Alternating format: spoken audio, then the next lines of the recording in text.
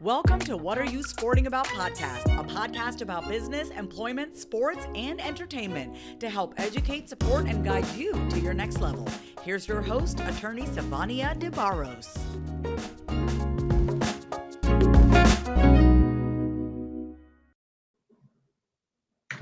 Hey guys, welcome back to another episode of What Are You Sporting About podcast. I am your host, Savania DeBarros, the protector of athletes. I'm also the founder and principal attorney of S.L. DeBarros Law Firm, where we represent 6- and 7-figure business owners and athletes in business. Today, I have a fellow podcaster on the show with me, Miss Kristen Olson. And how you doing, girl? I'm good. I'm excited to be here. Thank you so much for being here. Before we jump in too deep, I'm just going to give a small little spiel about who you are, and then we're going to jump into some deep questions for this Women's History Month, which I'm so excited about. So it's amazing to have you on the platform, especially for this, because you're doing some amazing things. So guys, just to catch you up a little bit to speed about Miss Olson, she is an experienced and innovative marketing professional with 18 plus years experience in brand development and management, and particular expertise with integrated marketing strategies, strategic territory management, and relationship building. Now, she also has experience that encompasses strong work ethic and commitment to organizational objectives within highly competitive athletic apparel market industries. She is a tactical planner and a team builder with ability to attract key players and develop lasting business relationships, which I can definitely attest to because we have been connected ever since I appeared on her podcast, Turmeric Tequila, which is an amazing show. So welcome again to the show, Kristen.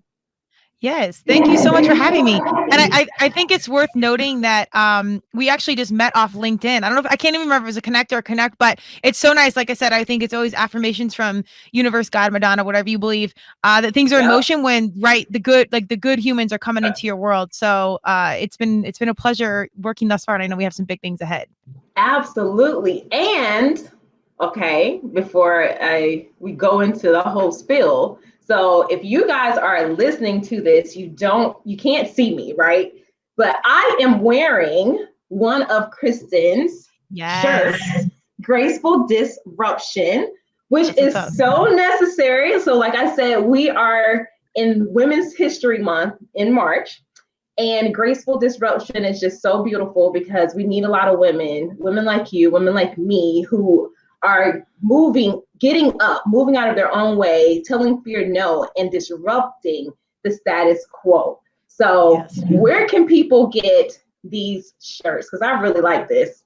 Yes, and it fits. It looks great. Nothing makes me happier than see my fellow varsity humans repping the cause. It's so deeply meaningful to me. So my heart is smiling, and I appreciate you rocking it on your own cast. Absolutely.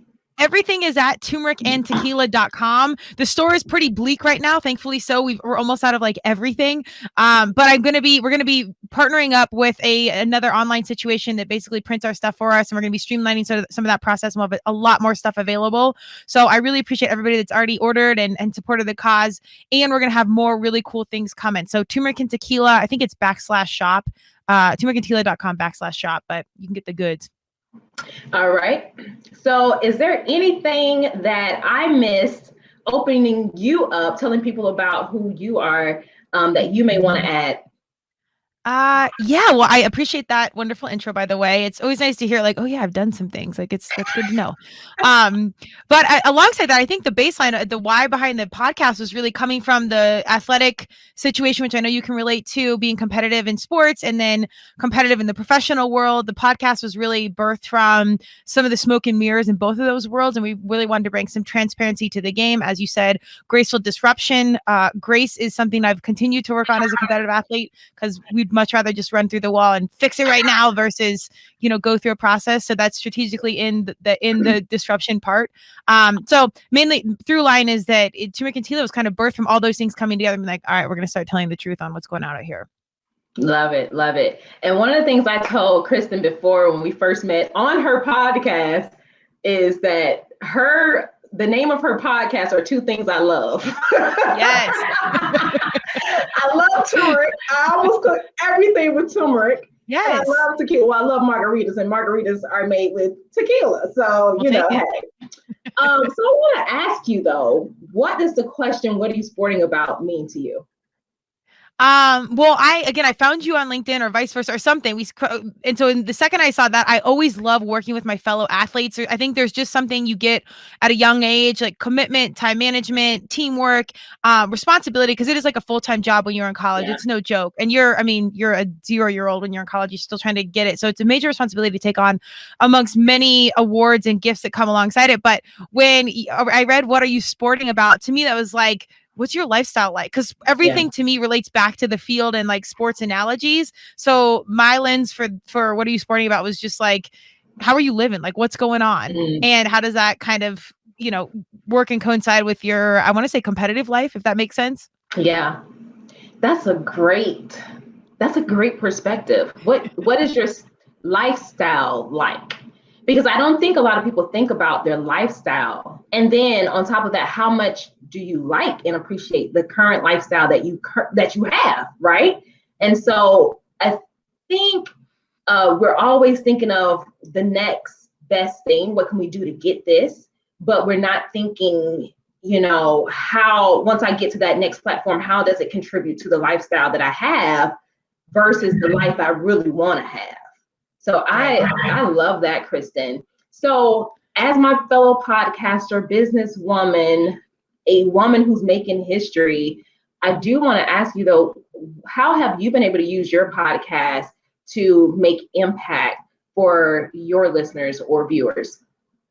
Yeah, well, I think the real answer is I don't know. I started this, and it's the cliche answer of like, if one person hears this and it matters, then that's enough. I have been very fortunate to have some really great feedback, even comments on Instagram. Some of our conversations seem simple, like the choice to not have kids or the choice to approach status quo in a different way. I've had really incredible response saying, I've never heard anything like this. I'm really happy that there's other people like that had my similar thought process. So like affirmations like that have been huge. And then I didn't, as strategic as a marketing branding professional as I am with marketing branding, this was just two truths in my world, turmeric and tequila and the juxtaposition of all things. So I didn't know if it was going to stick. I didn't think a lot of people knew about turmeric, but I'm finding that's completely false. Most people love turmeric and then they have like some really brutal tequila story. So I'm getting things like that. So, which is kind of what fits. So I don't really fully know the impact, and not that I'm not getting positive feedback, but I'm hoping that the ripple in the water, however small it might be or however big, is that it's just hitting the right people. And from the get-go, I just had blind faith that start talking about it. We're new to casting, we're in the mix now, but starting out, I didn't know what the hell I was doing, and we're still, it's still the whole landscape's a work in progress. Right. I mean, and it's changing so fast. There is no like true, like I want to say, like hardened pro at podcasting because it's evolving so quickly. So I just have faith that the real impact, what I really care about, is that it's getting to the people that need to hear what we're talking about, and for that, I hope it streamlines some of their process in their life. Now, so as a young woman in business who is making history in her own right, what are the conversations that you want people to hear and really be able to grasp a hold of that and say, wow, I can change my mindset based on this particular conversation or a piece of this conversation? So when they're listening to turmeric and tequila, what is the impact that you hope you're making in someone's life? Well, we're here, we say, to, change the world one gracefully disruptive conversation at a time, and to inspire positive, radical social change. So we want to gracefully disrupt what's going on in this world and really just bringing light to real conversation. However, that really starts with our own disrupting of our own thoughts. The voice, your voice in your head is the only voice you hear all the time and the most your entire life. So that's your first influencer. That's your biggest impactful thing. So we have to sit back and see like, all right, what are the systemic situations or conversations that are happening in my mind because of society? Whether it's around race, gender, socioeconomic status, what I should be doing in general. So I really hope the takeaway for most people is to sit back and disrupt some of these things that are making you unhappy. Like kind of like what you alluded to from the get-go. So many people are walking around, unhappy or wishing for something else or waiting for the next thing. And it's like, all right, well, what are our blessings right here? And why do I want some of things? Do I actually want some of these things? Is that going to make me happy? And then from there, dialing into what you really want. And I think if we internally can become more happier ourselves, that's how we collectively become happier as a whole, alongside some of these major conversations around race, gender, socioeconomic status, all the things that are important, but it really does start within. Yeah. So I want to touch on your interview with me that you've done. So if you guys are following Turmeric and Tequila, make sure you go and search for my episode, okay? Open mic. And we talked about some of those issues around race and status quo and systemic issues that this country is facing. One thing that I know from the sports perspective is there's still so many systemic issues, right, in sports and with athletes and how they view themselves. What would be some advice that you can take from some of the other conversations that you've had with me and with other guests on your show to say, hey, why don't you start by doing the X thing or thinking of X thing and implementing that in your life so that now you can disrupt what those systemic issues or rules have been, so you can live more gracefully, so you can have more impact in your own individual life outside of the cloned identity of an athlete? Yeah, that's a great question. I think that the most important first step you can do is join a team, or maybe if it's not sports, get into, acting or music or whatever your passion is, because those things, I'm such an advocate for fostering life skills through sports or activity. Again, theater, music, whatever, because then you go there and then you immediately have this common denominator with people that don't look like you, that aren't from the same place you are from, that probably don't believe the same things you like. You're exposed to people you probably would never cross paths with. However, you already have a common denominator and a commonality in a place of interest. Sports and fitness and lacrosse and CrossFit, all these things have brought the best friends in my life into my world, and a lot of us have nothing in common. We don't look alike, and yet we have so much in common once you peel back that surface layer of like our outer casing, that our heart, our core values, so many things are similar. So I think step one is getting into the mix and being around people that don't look like you apart, because I'm not big on like telling people what to do, what have you, but I think if they can go experience it themselves, they'll be a firsthand believer because they've experienced it. And then from there, it's, even in college, you learn how to cook differently. You learn how to set your alarm differently. I mean, I call these like little varsity pro tips where it's, you get to be around all these different cultures and way of doing things better that you can collectively bring back. And then I think that whether intentional or not, that will ripple in the pond of how you do things with your kids or your family or your friends once you like go home from college, or you aren't around your fitness friends or the friends you made through that activity. And then when you're intentional about it, if you want to do like a podcast or something like that, then you have real experience to speak from, saying like, you know what, I experienced what diversity was like. I experienced, or I'd see how someone that didn't look like me had to experience their day versus my day. And then just further unpacking it from there. But I think that initial firsthand experience is really, really critical.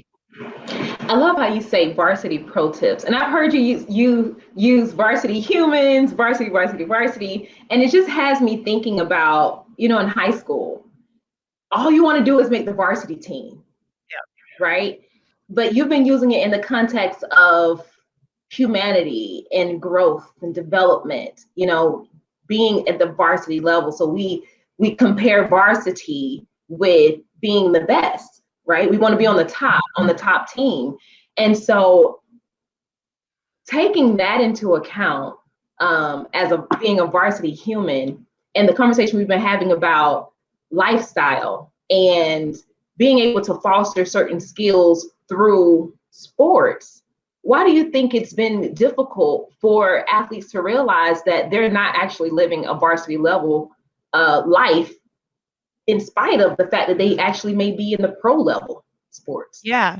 Well, I like that. It's people are saying like varsity and JV, and it's like that sounds like exclusive versus inclusive, and it's not. It's inclusive, and it's 100% a mindset versus my judgment on you or your judgment on me or whatever. That doesn't matter, because even if you are, you roll up in a green Lamborghini and you've got the pro title and everything that you thought might make you happy, and yet maybe you're cheating on your spouse, or you're and it's not an open relationship. I know it's 2021, so people have their own things, but like you're kind of living outside of your core values, whatever that may be. And when you really sit with yourself and you're like, am I the man or woman, or whatever that I want to be? Or am I just appearing that way to the world, to Instagram, to my teammates, whatever else? So the varsity commentary is really about me knowing, like, I can only really speak about myself, me knowing I am in pursuit of my best life. I am most purposeful to this world. Do I have JV moments where I'm off bat?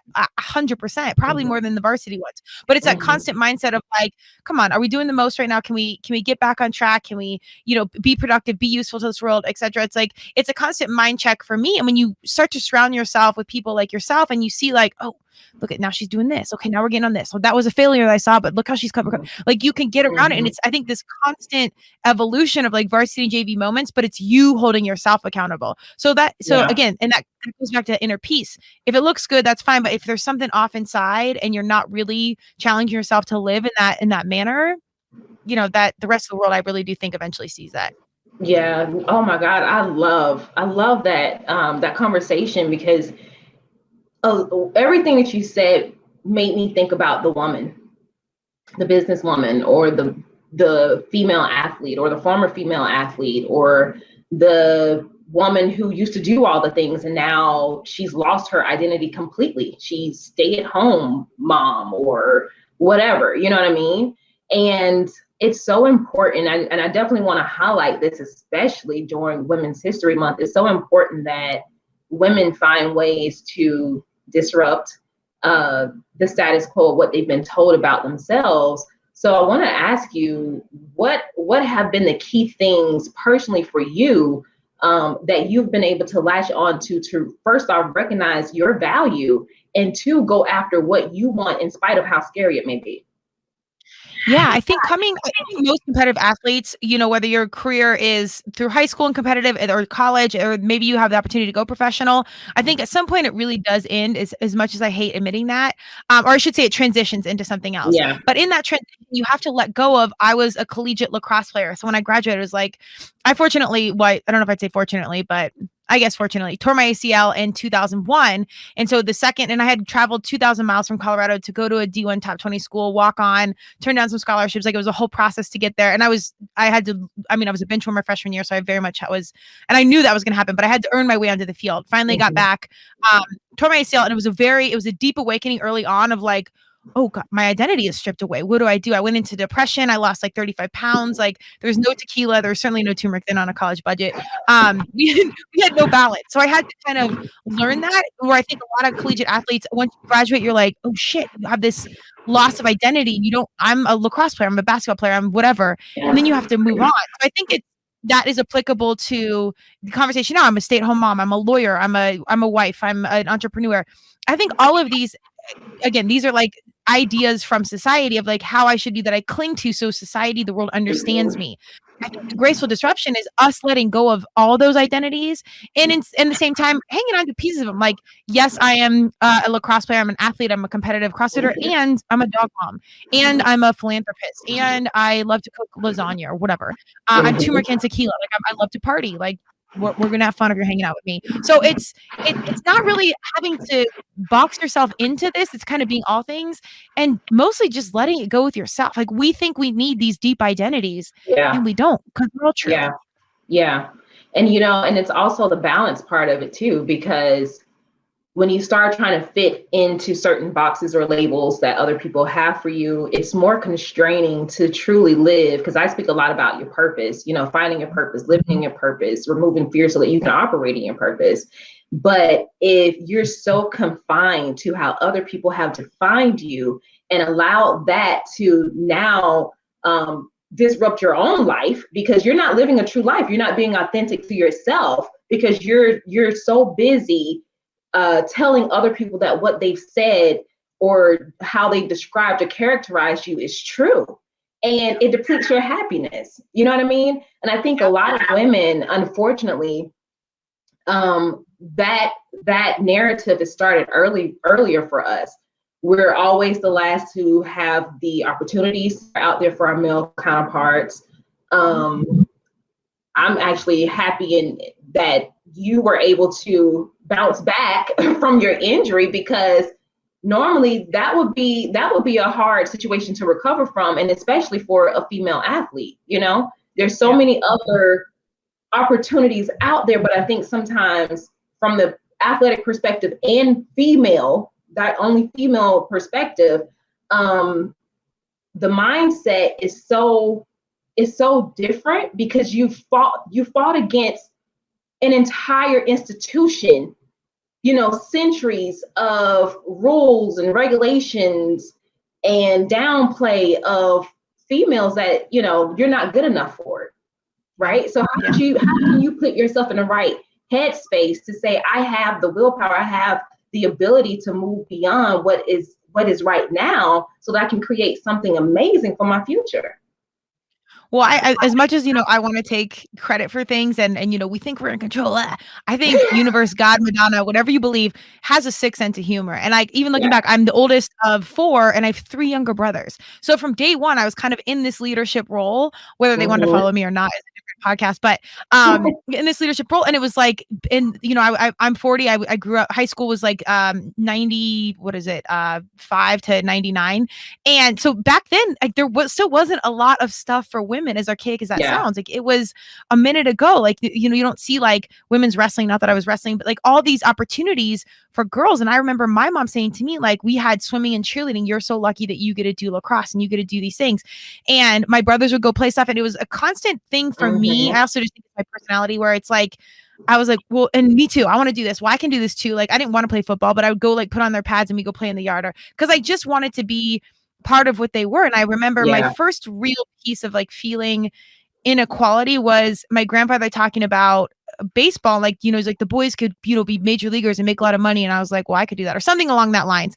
And he was like, no, girls don't do that. And I was like, okay. The comparison. Yeah. But prior to this day, I can still feel like the angst. So once, fast forward to injury and everything else, there was no other way. There was no way I was not going to get better and get back in it. And again, I think that was always part of God, Universe, Madonna's plan for me, that here you are, we're going to rough you up early on, because here's what you need to be doing. So having that early kind of reflection on to how I grew up, how things that had happened and where I am now, it's kind of like, well, of course, or I don't know that I had a lot of choice. Like, this is what it was supposed to be and what I'm supposed to be doing. It's just so weird. And we've said this before, how similar you and I are, because I'm also the eldest of 4. Okay. And sisters? Huh? Was that, did you have all brothers or all sisters too? No, 2 brothers, 1 sister. Okay. Yeah.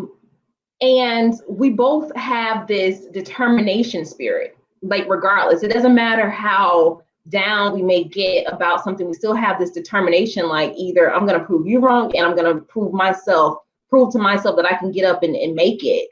Right. Yeah. Well, what about the woman who wasn't born with that self-driven personality, that will and perseverance to keep moving in spite of? Like, what is the advice that you can give to the female athlete or the female businesswoman who's like, I don't have that same acumen. I don't know where to pull that from.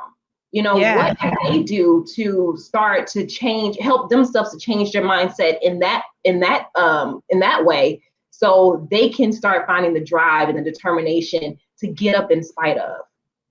Yeah, I think another great question. I love, like I said, I always love my fellow athletes, but they're like us. It's like, all right, do more, and you're like, you're so hyped. I like when the opposites of us come in and they're like, oh, okay, let's chill, calm down. I'm motivated, I'm here for purpose, like soul session, we're here for all of it, but also relax. Like, it'll all get done. It's this and that.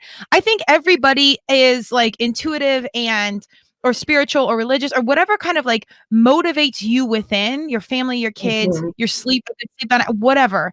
I think that's where you can really draw from the checkpoint of, am I really doing what I want to be doing? It doesn't necessarily have to be that you have to go, D1 and win an NCAA championship, or go to the CrossFit Games, or own your own law firm, or maybe it's you're the most impactful as, a mom staying at home. The most important thing we need right now are young humans being advised accordingly to get up, apply for a job, you call back, like little things that we need early on coaching of like, okay, this is actually important. So I think it's important for anyone, if you're not like the super competitive or run through the wall, like we are, great, go find people like us. Cause then I love the juxtaposition of working together. You will fill gaps that I don't have, and I will fill gaps that you don't have.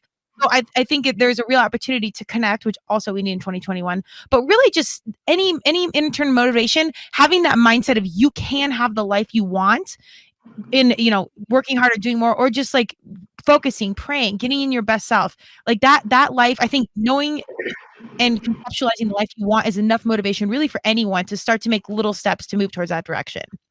Yes, yes, yes. And I'm reminded of, oh my God, I'm drawing a blank. One of the former guests that was on the show, Tanika Rubin. And I just saw a post from her over the weekend about 4 types of people you need in your life. And it makes me think about this conversation. So for the woman who don't know where to pull that from, sometimes you may not have that type of characteristic, but the fact that you can bring other people in to support you in that way is so instrumental. It's so instrumental, not just to success in the general term, but to your own well-being. So one of the things she was saying, like, you need someone to empower you, someone to challenge you. I think she said, like, the motivator and the cheerleader. Yeah. It's so true. You need people to say, girl, keep going. But you also need someone to make you realize that you can still do and be more than what this thing is the challenger, right? Yeah. Absolutely. Yeah. I love that. I don't think I got that one. I'll definitely listen to it. And I think that it's important. What's important about that is I completely agree. And that can be different people. I think oftentimes we expect that from one person, our significant other, right, our coach, or our parent. You got to understand this. It probably should be different humans, like different humans that can diversify that thought and give you different feedback from different angles. Mm-hmm. I absolutely agree. And I don't want to be disrespectful to your time. So where can people find Kristen Olson, personal brand, or Turmeric and Tequila? Go ahead and drop the digits, the social digits. Yeah, if you like what you hear, come join us. We have a growing, thriving community of disruptors like Savonia, and please check out our cast. It was a really amazing conversation. We did it right around the resurrection at the Capitol, so we got into a little bit of legal and some heavier convo, and it was wonderful. But you can find me on Instagram, Madonna's Hero. As I said, I'm a huge Madonna fan. She's one of the original. If you don't love the music, she's one of the original disruptors. You should dig into that. And then my consulting company is KO Alliance. Turmeric and Tequila is the podcast. Any one of those, it's just the name on Instagram and Facebook and everything. You can find the other 3 links. And you know what, Kristen, before I let you go, because we didn't even talk about your consulting, which is so important, right?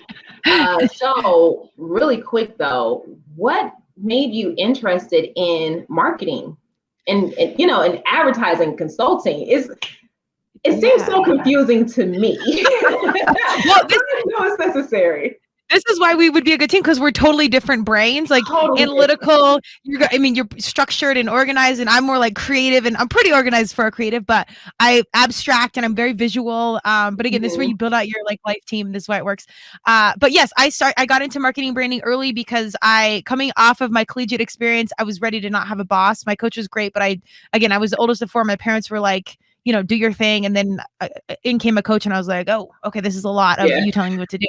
So I was like, I don't care. I'm just going to be an entrepreneur. I don't care if I fail or I live under a bridge. We're going to try this. Started a lacrosse company, and then CrossFit took off. So I was competing, and it was kind of mirrored the culture of lacrosse. So we started to help some companies activate in the lacrosse and CrossFit space. And I just learned marketing and branding from there.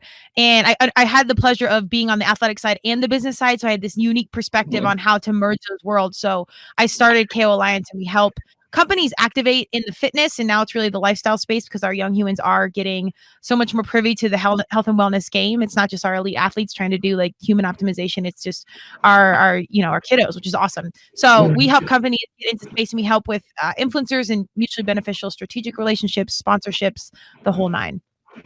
That's what's up. So if you guys are looking for consulting and marketing services, definitely make sure you hit up my girl, Kristen Olson. She is amazing. I love watching her on social media, and I'm so happy and blessed that you connected with me. It was just so out of the blue.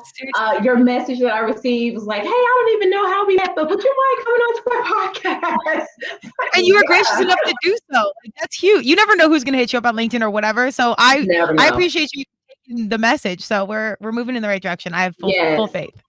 absolutely moving in the right direction. And this just goes to show people too, and back to a point that you made here today, was go and meet other people, get on teams and do things and travel, because you have no idea how much you have in common with people that you've never known, your entire life, who look different than you, who speak different languages. It's amazing how much we all have in common, but I think this world has been so focused on the differences, but when you really get down to the bottom of it, the differences aren't really that much, really. And let's just be honest about it. Yeah. 100%. Yep. We're so good for the exterior, which is, it's a valiant conversation. It's valid. We got to get into it. But really, again, just like you strip it away, we all believe the same. Exactly. Well, thank you so much, Kristen, for coming on to the show again. Guys, make sure you get your shirt. Let me show you again. Mine is Graceful Disruption. Okay. And I have the crop. So I had to go and put on a sports bra. They do shrink heads up. What's that? I said they do shrink heads up. Yes. And Kristen has on Turmeric and Tequila shirt, which I love. And what color is yours? It's like I think mine's the same color as yours. It's like I think it's called charcoal blue. Oh, okay. Yeah. So yours look a lot deeper. Maybe is yours gray? Mine, yeah, mine does look a little bit darker blue. Yeah. There's no real way of knowing. I don't know. Maybe this lighting is just super aggressive. Right. I might even be getting a tan right now. It's right on me. So it's all good. So make sure you guys go and order your shirts at turmericandtequila.com. Follow her on social media at Turmeric Tequila and at Madonna's Hero. Look, I want you guys to make sure you go and get my book, because it is life-changing. I am now officially, all right, drum roll, an international author. yes, Isn't that something? hell yeah, absolutely. Man, get your book, What Are You Sporting About, at prosportlawyer.com/best-selling-book. Or you can go to Amazon, Barnes & Noble, anywhere where books are sold, and get your copy. Make sure that you also follow me on Instagram at What Are You Sporting About. And until the next time, guys, it was a pleasure to be here to support, educate, and guide you to your next level with Miss Kristen Olson. We'll check you guys later. Peace. Thank you so much. Thanks for joining us this week on What Are You Sporting About podcast. Make sure to visit our website, prosportlawyer.com, where you can subscribe to the show in iTunes, Stitcher, or whatever your favorite platform is, so you'll never miss a show. And while you're at it, if you found value in the show, we'd appreciate a rating on iTunes or iHeartRadio. Or if you'd simply tell a friend about the show, that would help us out too. If you like the show, you might want to check out our book, What Are You Sporting About? Attorney Savania DeBarros is available for private consulting at sldebarros.com. And remember, we're here to educate, support, and guide you in your journey to success, because we're all sporting about something.